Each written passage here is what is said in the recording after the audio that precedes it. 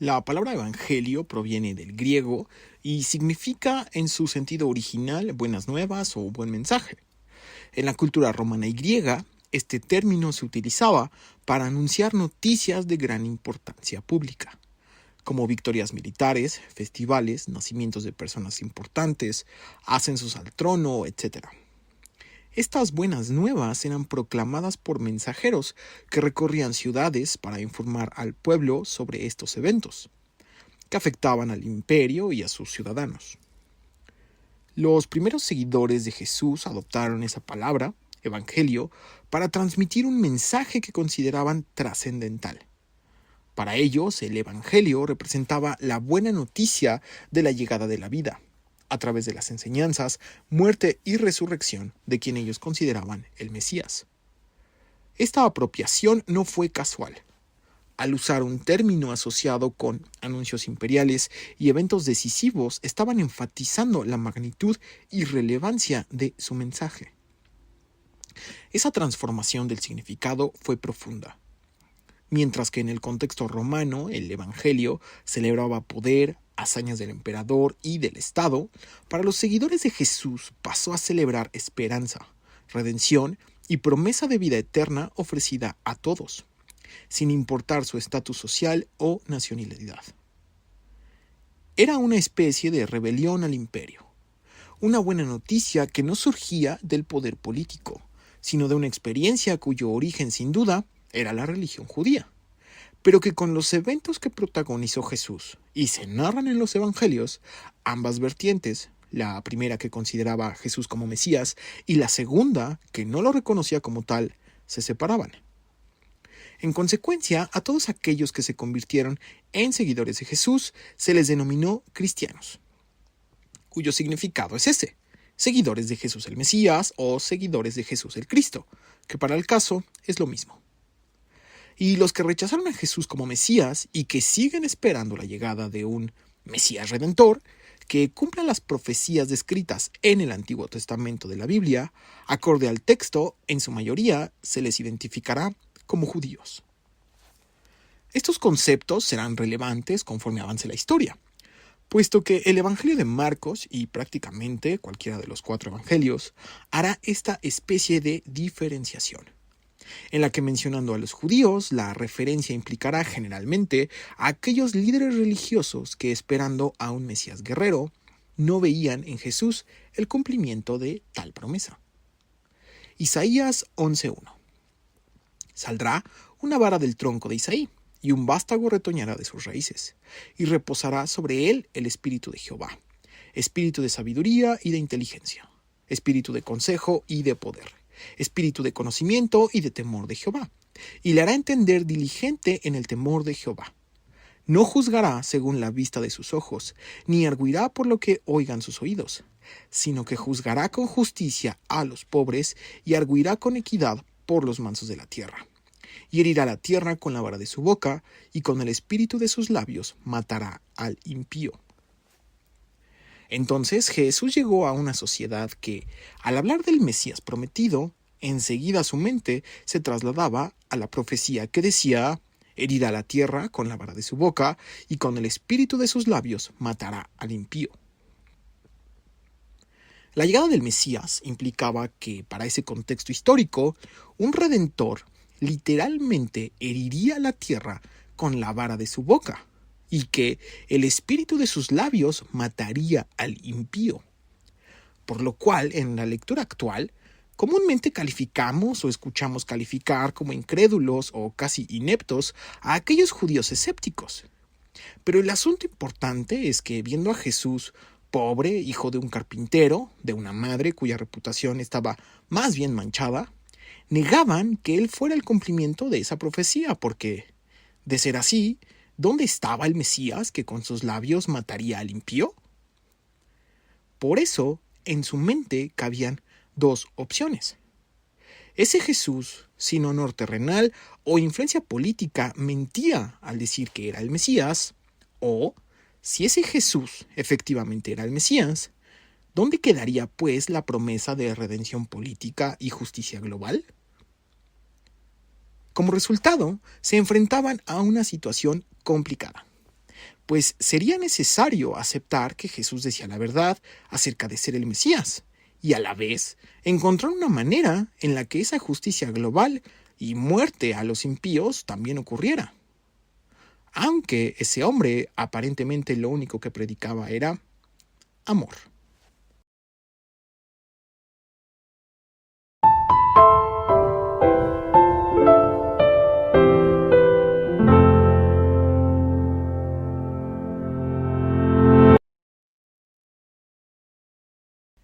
Marcos 1:1.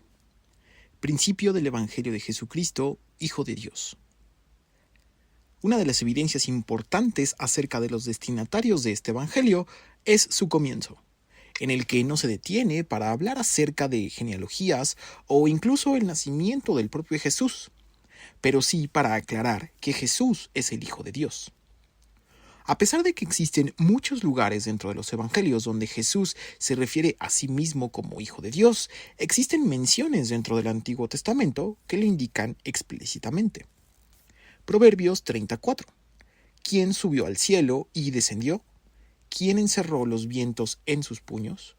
¿Quién ató las aguas en un paño? ¿Quién afirmó todos los términos de la tierra?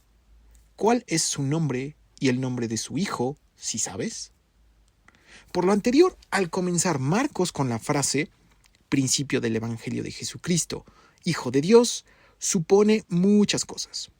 Confirma que la historia de Jesús es una de buenas noticias, Evangelio. Que Jesús es el Cristo, es decir, el ungido o el prometido, y que también Él es el Hijo de Dios. Versículo 2. Como está escrito en Isaías el profeta. He aquí, yo envío mi mensajero delante de tu faz, el cual preparará tu camino delante de ti. Voz del que clama en el desierto, preparad el camino del Señor, enderezad sus sendas. La mención que hace Marcos, y es una cita directa, obedece al profeta Isaías. Isaías 43. Voz que clama en el desierto, preparad camino a Jehová, enderezad calzada en la soledad a nuestro Dios. Todo valle sea alzado, y bájese todo monte y collado, y lo torcido se enderece, y lo áspero se allane. Y se manifestará la gloria de Jehová, y toda carne juntamente la verá, porque la boca de Jehová ha hablado. Esa profecía indicaba que una voz desde el desierto se dedicaría a clamar, pidiendo que se enderece el camino para Dios. Esa preparación requería cambiar muchas cosas respecto a la forma de la vida de los judíos en ese tiempo.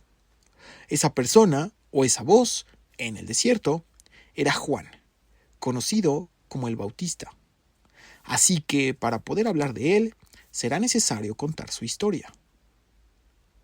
Aproximadamente 6 meses antes de la concepción de Jesús, Zacarías y Elizabeth, unos familiares de la Virgen María, vivían lejos, en Jerusalén. Como Zacarías era sacerdote, cierta ocasión prendía incienso en el templo de Dios. Y ahí se encontró con un ángel, quien le entregó un mensaje. Lucas 1:11. Y se le apareció un ángel del Señor, puesto en pie a la derecha del altar del incienso. Y se turbó Zacarías al verle, y le sobrecogió temor. Pero el ángel le dijo: Zacarías, no temas, porque tu oración ha sido oída, y tu mujer Elizabeth te dará a luz un hijo, y llamarás su nombre Juan. Y tendrás gozo y alegría, y muchos se regocijarán de su nacimiento, porque será grande delante de Dios. No beberá vino ni sidra, y será lleno del Espíritu Santo, aún desde el vientre de su madre. Y hará que muchos de los hijos de Israel se conviertan al Señor Dios de ellos, e irá delante de él con el espíritu y el poder de Elías, para hacer volver los corazones de los padres a los hijos, y de los rebeldes a la prudencia de los justos, para preparar al Señor un pueblo bien dispuesto. El mensaje del ángel a Zacarías no era un asunto extraño. Más bien, esas palabras eran familiares para él, puesto que al final del último libro del Antiguo Testamento, es decir, Malaquías, escrito aproximadamente 400 años antes de estos eventos, es decir, el nacimiento de Jesús, se profetizaba lo siguiente. Malaquías 3:5. He aquí, yo os envío el profeta Elías, antes que venga el día de Jehová, grande y terrible. Él hará volver el corazón de los padres hacia los hijos, y el corazón de los hijos hacia los padres, no sea que yo venga y hiera la tierra con maldición. En consecuencia, cuando el ángel le dijo a Zacarías que su hijo iría delante de él con espíritu y poder de Elías, el profeta, Zacarías entendió, sin duda alguna, a qué se refería el ángel: a la profecía de Malaquías. Después de su encuentro con el ángel, Zacarías actuó, podríamos decir, de forma incrédula respecto a tener un hijo, sobre todo porque Zacarías y Elizabeth eran ya viejos. Así que el ángel dijo lo siguiente. Lucas 1:20. Y ahora quedarás mudo y no podrás hablar hasta el día en que esto se haga, por cuanto no creíste mis palabras, las cuales se cumplirán a su tiempo. Dicho lo anterior, Zacarías quedó mudo hasta que su hijo nació. Efectivamente, le pusieron su nombre Juan, y cuando Zacarías pudo hablar de nuevo, exclamó lo siguiente. Lucas 1:67. Y Zacarías su padre fue lleno del Espíritu Santo y profetizó diciendo: Bendito el Señor Dios de Israel, que ha visitado y redimido a su pueblo, y nos levantó un poderoso Salvador, en la casa de David su siervo, como habló por boca de sus santos profetas que fueron desde el principio, salvación de nuestros enemigos y de la mano de todos los que nos aborrecieron. Sin analizar a detalle su declaración, lo importante es que Zacarías sabía que con el nacimiento de aquel que clamaría en el desierto, según lo indicaba el profeta Isaías, y siendo también aquel profeta Elías, significaba solo una cosa: el Mesías estaba por llegar. Por eso es que dijo, nos levantó un poderoso Salvador. Porque en su mente y la mente de todos los judíos, la llegada del Mesías significaba también la salvación. Luego, avanzando con su profecía, Zacarías dijo lo siguiente acerca de su hijo, Juan. Lucas 1:76. Y tú, niño, profeta del Altísimo serás llamado, porque irás delante de la presencia del Señor para preparar sus caminos, para dar conocimiento de salvación a su pueblo, para perdón de sus pecados, por la entrañable misericordia de nuestro Dios, con que nos visitó desde lo alto la aurora, para dar luz a los que habitan en tinieblas y en sombra de muerte, para encaminar nuestros pies por camino de paz. Y el niño crecía y se fortalecía en espíritu, y estuvo en lugares desiertos hasta el día de su manifestación a Israel. Zacarías ahora mezcla el mensaje que recibió con la profecía de Isaías.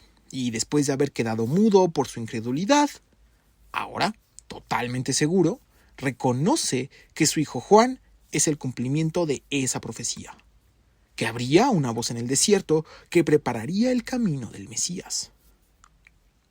Esa parte de la historia, acerca de la profecía y nacimiento de Juan el Bautista, Marcos la omite. Y apenas en el segundo versículo de su primer capítulo, se arroja directamente a hablar de él. Entonces vamos a retomar el inicio de ese evangelio. Marcos 1:1.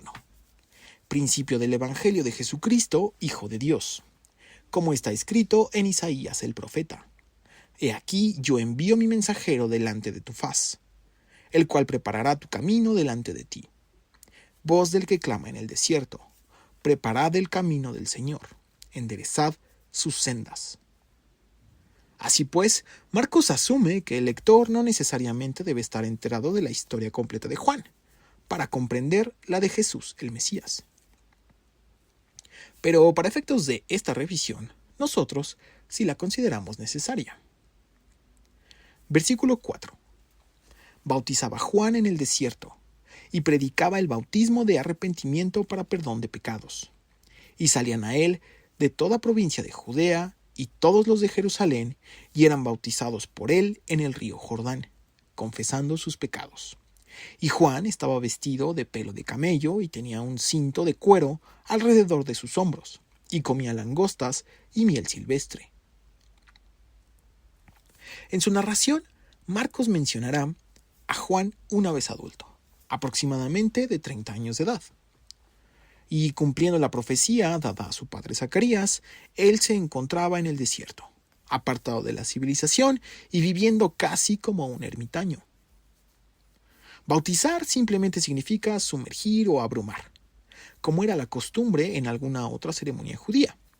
El bautismo ya era practicado en forma de inmersiones ceremoniales, pero típicamente era para aquellos no judíos que deseaban serlo. Es decir, para un judío en los días de Juan, bautizarse era esencialmente decir: confieso que estoy tan lejos de Dios como un no judío, y necesito comenzar mi relación con Dios. La razón por la cual los judíos, teniendo su ley, acudían con Juan es extraña, ya que en ese momento de la historia sus rituales eran considerados suficientes para que en su cultura su relación con Dios fuera satisfecha.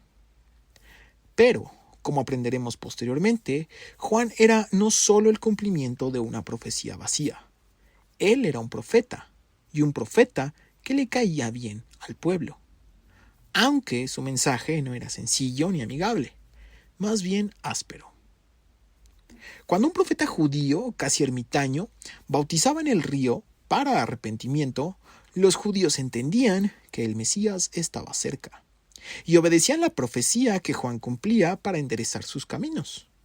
Aunque asumirse como no judíos, denominado gentil a toda aquella persona que no era judía, y bautizándose era un acto difícil, casi humillante. Versículo 7.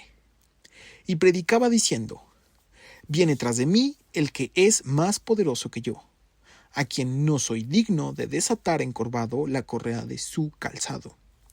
Yo a la verdad os he bautizado con agua, pero él os bautizará con Espíritu Santo.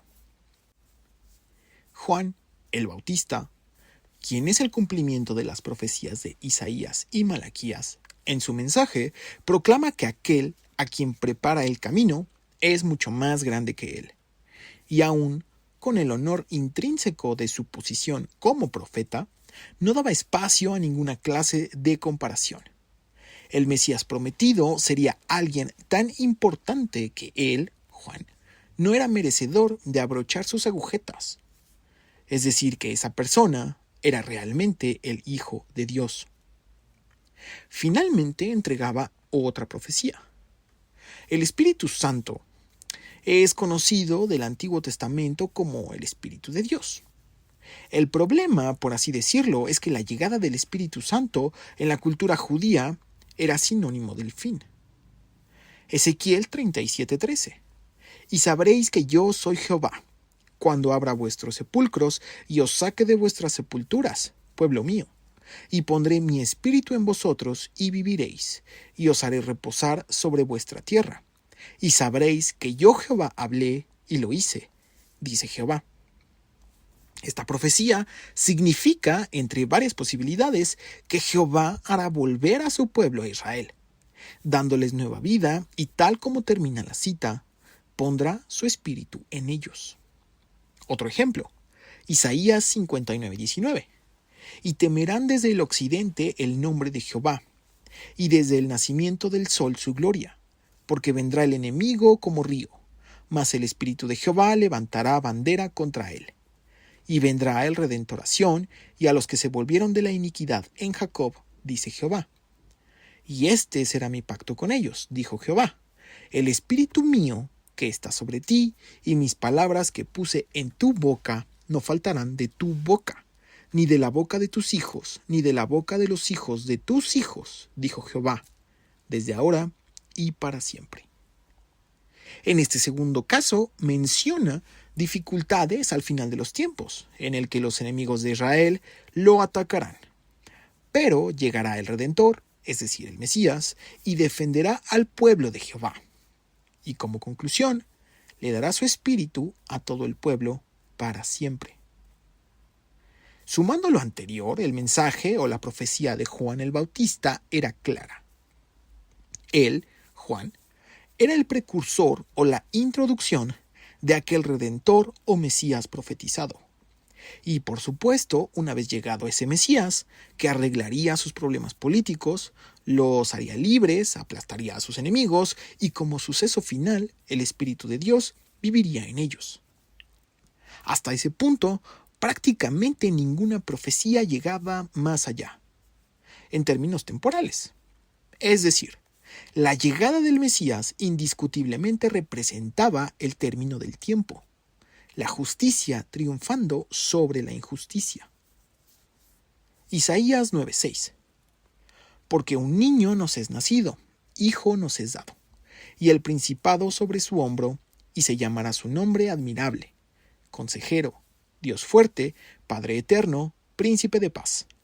Lo dilatado de su imperio y la paz no tendrán límite, sobre el trono de David y sobre su reino, disponiéndolo y confirmándolo en juicio y en justicia desde ahora y para siempre. En conclusión, la llegada del Mesías que precedía a Juan representaba gran esperanza. Para el pueblo judío, quien se encontraba bajo la ocupación romana de ese momento y que a nivel político acarreaba un lastre de opresión y tributo que tenían sobre ellos. Jesús el Mesías aún no ha aparecido en la escena de este evangelio. Existe aún detalles muchos por abordar, pero en gran manera es necesario establecer que Juan el Bautista, como precursor del Mesías, representaba en ese contexto el principio del fin, en el que la justicia de Jehová su Dios estaba por manifestarse. El primer acto de Jesús siendo adulto será reunirse con ese profeta, Juan, pariente suyo y probablemente primo. En esa ocasión quedará demostrado que Zacarías, el padre de Juan, no mentía, que Juan era la voz del desierto que clamaba, y que Jesús, en consecuencia, era efectivamente el Hijo de Dios.